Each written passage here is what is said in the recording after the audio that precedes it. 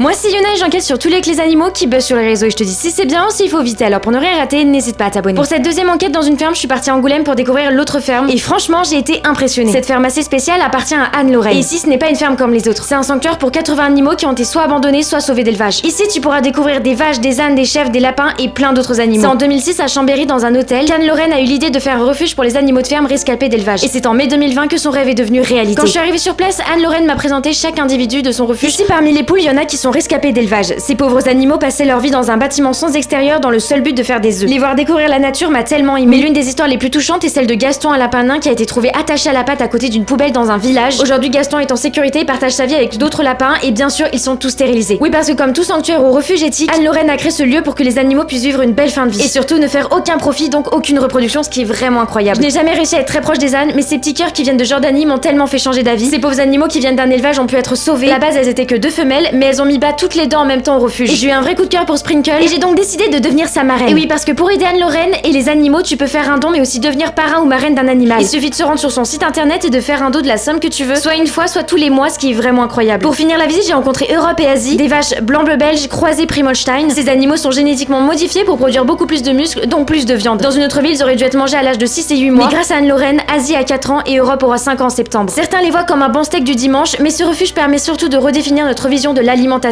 et de comprendre que derrière chaque aliment, c'est un cœur qui bat et surtout un être qui veut vivre lui aussi. Si toi aussi tu veux découvrir ce refuge, tu peux contacter le refuge en privé. Les visites guidées coûtent 10 € pour les adultes et 5 € pour les enfants. En attendant, tu l'auras compris, le refuge L'Autre Ferme est vraiment validé. En 2026, il est temps que les fermes pédagogiques deviennent de véritables sanctuaires pour animaux comme le refuge L'Autre Ferme.